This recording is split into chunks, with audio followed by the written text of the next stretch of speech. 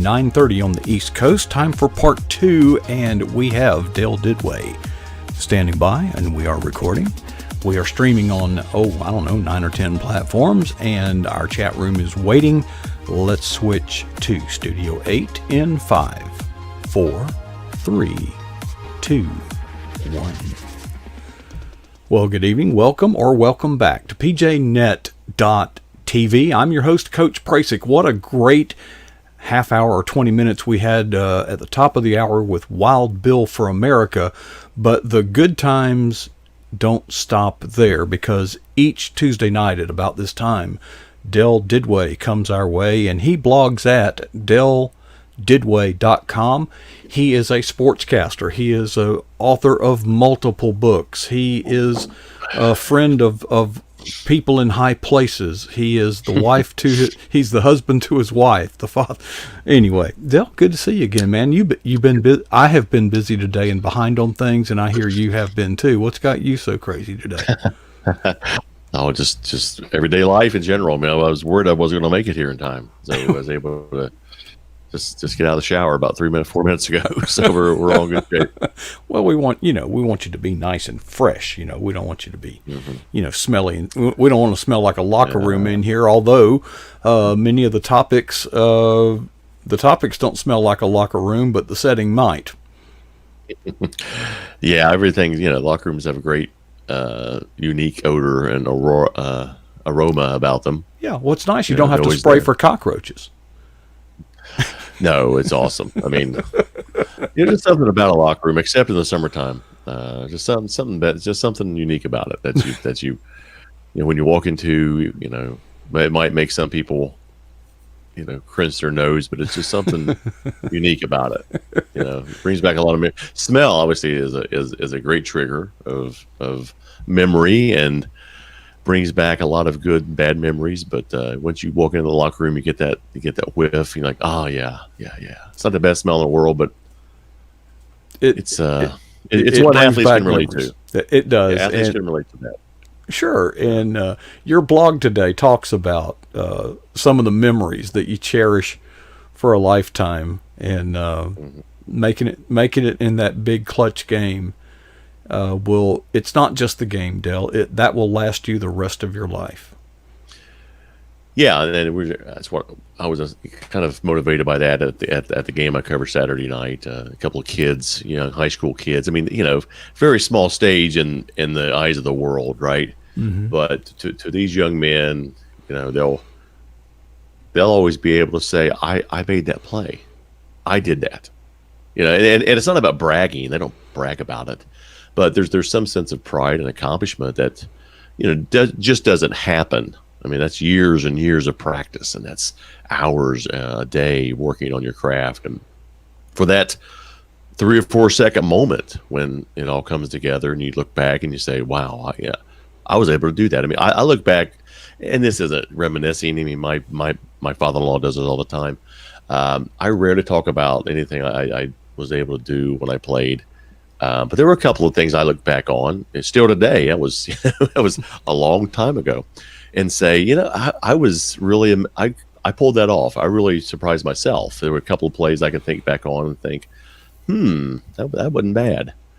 And so, and I reminisce a little bit. I didn't point out mine, but point out a couple of big moments that my boys have done when they were playing, and we were able to capture them on film and on camera, which is really cool, because you can say, I remember when I was there when that moment happened.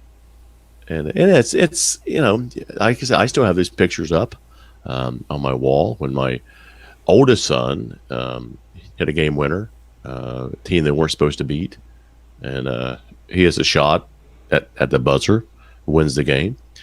And then my youngest son, it was a freshman playing varsity baseball, and we have a pretty distinguished baseball program here.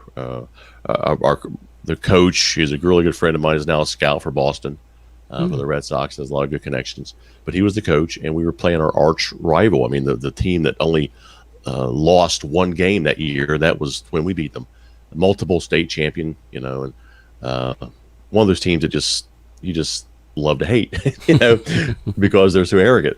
And so they're their best pitcher who went on to play Division One. He was a senior. He went on to sign to play professional baseball, and he was the best in the area. And my son gets up, a freshman, runner on third, one out. And, here's this little freshman kid facing the best pitcher, arguably one of the best in the state. And the count's 2-1. And, he fires a fastball down. He puts the ball in play. That's all he wants, put the ball in play, put the bat on the ball. And he intentionally tried to take it to right field, which he did. He took it to the second baseman, and the kid on third scored, and wins the game. That was the only loss that team had all year, and so we were terrible. But just one of those moments, that you look back on and say, man, that was awesome. And it makes you proud. It makes everybody happy, and the coaches, the parents, the players, everybody puts in time to come through in that moment when the pressure's on. Again, small time baseball, but it's life. Are you going to be able to come through later? Can you come through, when you're dealing with death? Can you come through in stressful situations? And so sports like that will help you later on in life deal with pressure situations of life. And then, the couple of plays that a couple of boys made Saturday night at that moment were big. To them, they were big, and they'll always be big in their eyes. So I was able to, just relive that and say, this is awesome. They'll always have that feeling, because that's a great feeling, to know you came through. Dale, when you watch these things today, does it make you feel a few years younger? No, no, it doesn't. No, I wish it did, but no, I look back and say, I made a play like that. Oh my gosh, that was 40 years ago, or something like that, or 35 years ago, or whatever it was. So no, it doesn't make me feel younger at all. In fact, it makes me think, my gosh, that was just seems like it was like a month ago or 2 months ago, and it was 4 decades ago when I did that. So, and again, that brings back those memories that I have, because I made a couple of really cool plays that I just think, those are big time. just a couple. So. All right, you've painted the bright side. Let me paint the dark side, and then let's converge the two and find out they don't define you, as the message that I'm going to converge on. There was when my daughter was cheerleading, our team, the last game of the year, played their division rival, and basically whoever won that game would go to the playoffs. Mm-hmm. The game was tied at the end of, toward the end of the fourth quarter. There was one play left. We had one of the best field goal kickers in high school. The ball was at about the 25-yard line. So it was a 35-yard field goal for this high schooler. That was actually a chip shot for him. We thought, and this, by the way, this team had kept us out of the playoffs for years. I mean, you know the kind. Mm-hmm. So the ball is snapped, the clock runs out. Instead of the winning field goal, the snap was high, the ball went over his head, the defense recovered the ball, went in for a touchdown. So instead of kicking the winning field goal, it provided the opportunity for the other team to win. Now here's the point. That's just another football play, okay? That's life, right? No. Mm-hmm. What about the seniors on that team? There's not another game to redeem yourself. And my heart just grieved for those seniors. Now, of course, the other team, they were used to winning, so it was a joy for them. But this was the opportunity to, it was, defeat, from the jaws of victory. They had it and lost it. And those kids, my heart just went out. Now, so imagine being the coach and going in that locker room.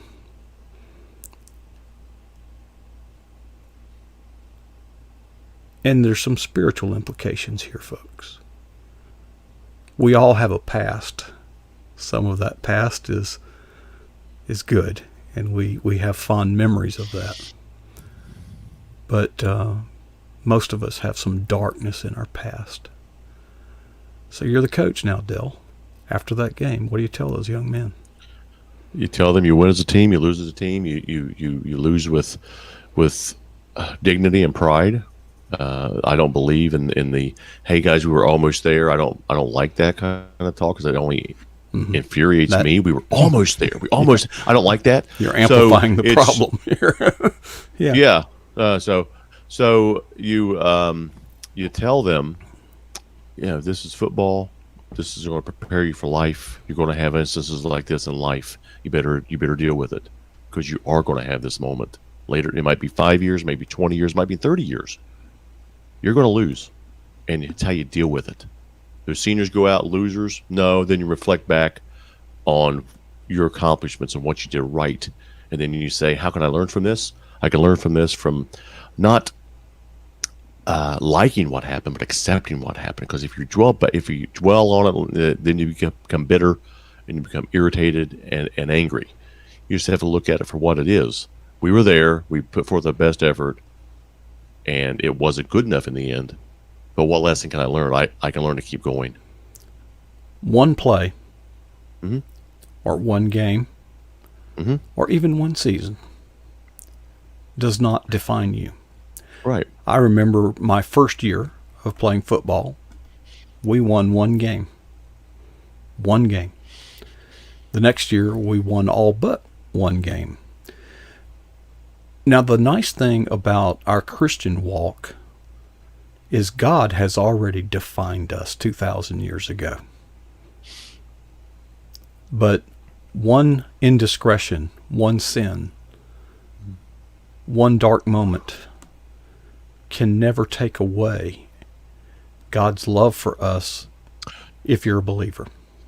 Right, and that was one of the points that I made in, I think it was Buckeye Believer, one of my books, because you look back and when you hear folks today, when they hear the name Woody Hayes, may have a different memory to where, if you're a true blue Ohio State fan, probably the greatest coach at Ohio State football in the history of that program. A lot of folks, especially some Clemson folks, may say, oh yeah, that's the guy that punched a player. That's the guy that got fired because he hit a player. So 3 seconds. We talked about that, just a couple of weeks ago. 3 seconds, 3 or 4 seconds of a bad choice can haunt you. But you have to let it go. And you mentioned one play. What comes to mind when I say the name Jackie Smith to Dallas Cowboy fans? Oh yeah, he's in the Hall of Fame. The guy that dropped the touchdown in Super Bowl 13, wide open in the end zone. Roger Staubach hits him right in the chest, drops the ball. Dallas loses. How about Bill Buckner? Boston Red Sox. What's he remembered for? Storied career. The ball in Game 6 goes through his legs at first base. They lose the game. They lose the championship. He's remembered for that one play. Not what he did throughout his whole storied career, not what Jackie Smith did, who's in the Hall of Fame, dropped the touchdown pass. So you can't let one play define you, even though that's what some people may remember you at. And one of the things I tried to point out in my blog was that feeling you have when you make that super play, when you make that play that people will go, oh my God, my son did that. Did you see that? That was my boy who made that play. That's a great feeling. And so is serving God, the love of Christ. What a feeling. What a great feeling. Even though you're going to have down times, you're going to have good times, you want to make that spectacular play, you may get fired, but you still have that feeling that nobody can take away from you. That's how I come back to that. You can't, well, when you talk about moments, and whether those moments are glorious or whether they are shameful, they are in fact moments. There was a case where my wife's cousin, actually the son of my wife's cousin died, and the son was preaching his funeral. Well, before that, the son was over here, and we were talking, and he was thinking he couldn't do it. And I told him, I said, Scott, first of all, you can do it. But I said, for a moment, let's consider that you get up there and can't carry yourself. I said, I'll be standing right there, and I'll just give me your notes. I'll read them. I'll use your words. So you're not we're going to get through this. I said, but consider this. If you don't do it, it will haunt you for the rest of your life. Yeah, good point. I think that was wise counsel in those circumstances, because he told me, he said, you made the difference. I'm in. I'll do it. Thank you for that. But I wouldn't want to speak so fatalistically to anybody, no matter what your sin is. Mm-hmm. You are no further away from God's forgiveness than you are stealing a paperclip from the office. I remember, I can't remember the specifics, but I remember when Maurice Cheeks, he was a great player for the Philadelphia 76ers back when the NBA was something, Mm-hmm. and played. He's a great player there. He was a coach there. I remember there was a game I was watching. The young lady singing the national anthem got flustered, and she couldn't continue, and she was starting to shake and cry right in the middle of it. It'd been easy just to, put your head down. Maurice Cheeks walks over, grabs the microphone, starts singing with her. This is a, great player, great coach, sees her in the moment of her need, goes over and shares in the moment, and then they sung the duet together. So, yeah, have somebody's back is always a great thing to do. He didn't know her. We all have those moments, up and down. Yeah, yeah. And your true friends need to be there when you're up, and they need to be there when you're down. Well, it's no fun when you're down. No, but It's not. you have written many books, and I've always been inspired by the fact that you find inspiring stories. But have you ever talked to these athletes about those dark moments? Oh my, a lot of them. Yeah, a lot of them come out, in those times. So, yeah.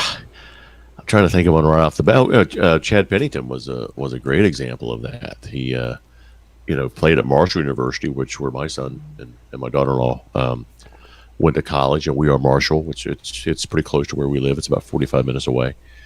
He played their good career there at Marshall. Goes on, is drafted, plays most of his time with the Jets.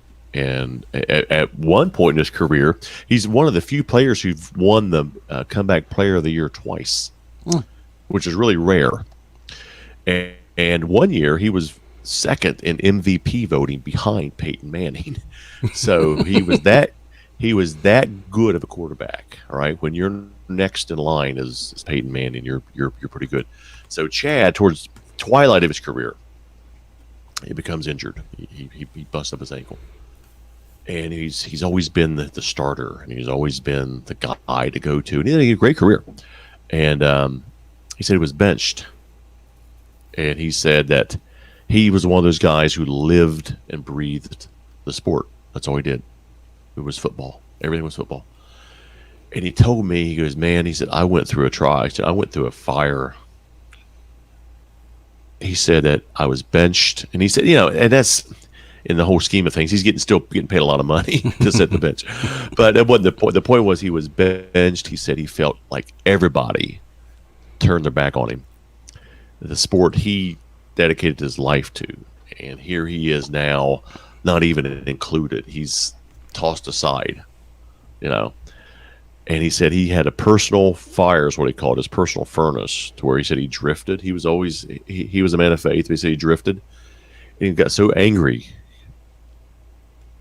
And he got bitter towards people, and then he was determined now to make a comeback. And that's when he came back for a second time and won the second Comeback Player of the Year. He got traded to Miami, but he said that he went through that and he kept questioning, "Why am I going through this? Why am I going through this? This is awful. It's embarrassing. I'm humiliated.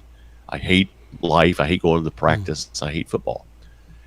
But he said, when he got out, when he finally retired, he I don't know if he's still doing this now, but he took a position with the NFL as a consultant to help players who retire or leave the sport for some reason and don't know how to adjust to life outside of the glamour and outside of the money and outside of the fans and the flash bulbs and everything. he said, you feel alone and you feel scared to go out into a world that you don't know anything about. And he said he went through that trial, or that fire, he called it, to prepare him to help other players go through the same thing. He came through it. He said, that's why I went through that. He goes, that's why, I questioned. I said, why am I going through this, God? And then, he found out later is to help his fellow players go through the same thing. So that was one of the dark times. You probably remember punt, pass, and kick.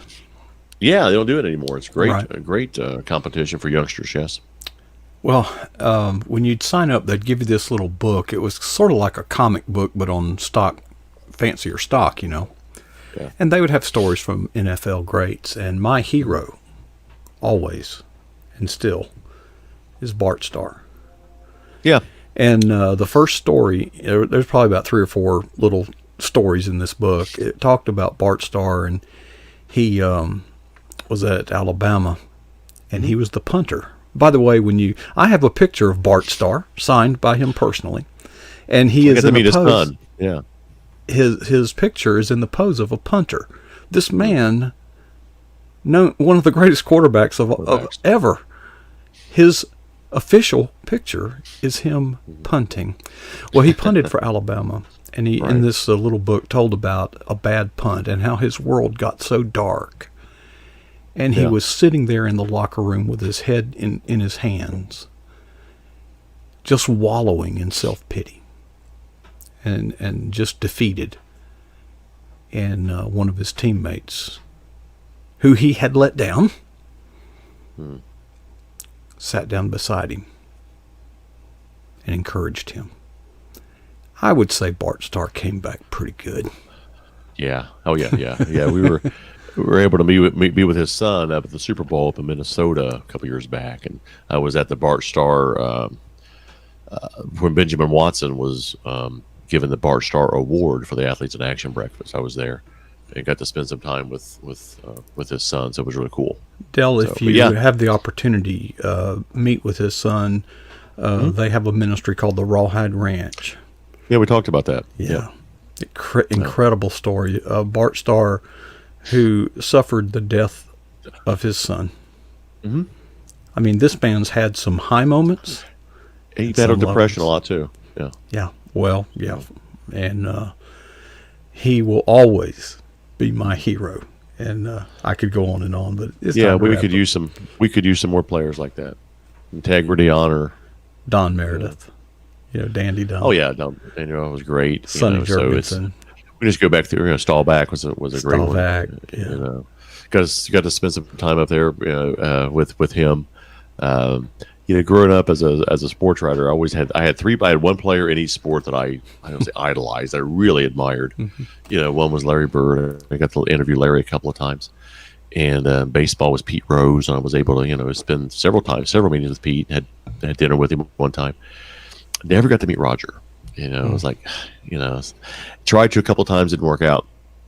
And here I am up at the Super Bowl at the breakfast, and it was over with, and I'd done all these interviews. I mean, it sounds hard, and it's very tiring, battling the crowd and the fans, trying to get to people. And I'm on the second floor I've just done, I don't know, my probably 12th or 13th interview, and I'm sitting down. I'm in a suit, and I'm sweaty, and I'm hot, and I'm tired, and I'm mad. Like I want to go home, and it was like -10 outside. So, and I look down the hall, and here comes a guy all alone walking down the hall. I was like, "Oh my gosh, that's Roger Staubach."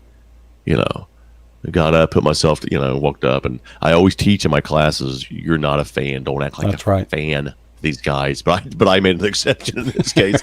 I was like, "Mr. Staubach." And I was like, "Hey," I told him who I was. I talked to you just for a couple of minutes about your faith. Well, sure, yeah, well, I'd love to. Wow. And just took it, got a selfie, took a picture of it with him. Suddenly, you weren't tired anymore. No, and I found that burst of energy because I knew it only lasted probably about 2 minutes or a minute and a half, as most of them do. So, a very, obviously, classy guy.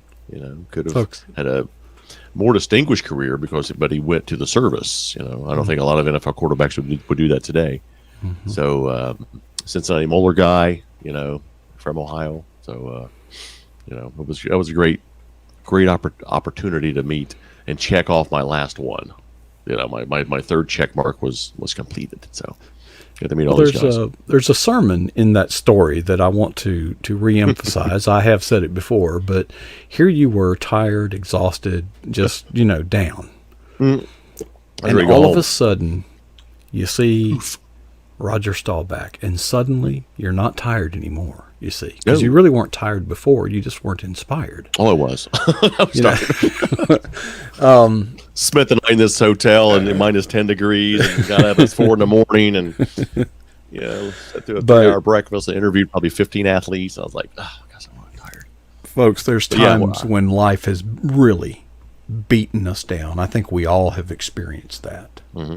Yeah.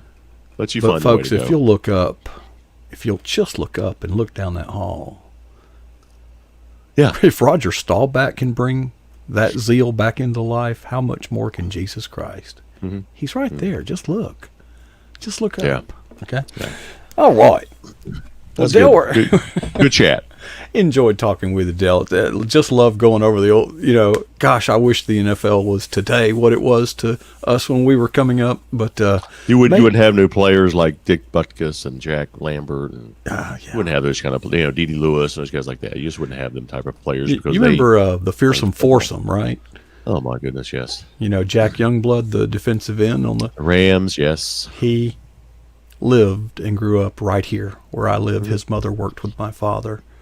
And just awesome. Amazing. My cousin played for the Boston Patriots until he dropped the winning touchdown pass in the end zone. Jackie Lewis. He found his way to Canada. Welcome to Canada. Oh my gosh, it's funny. Well, it's good reminiscing, but the point of the blog is you can have that feeling too. You can have that great feeling, and nobody can take it from you. Yeah. Joy is ours. All joy is ours, as JD says. May all joy be yours and all glory be God's. Appreciate it, Dale. Always enjoy it. See you about this time next week. All right, folks. Well, that's so fun. Always getting together with Dale Didway. What an interesting person.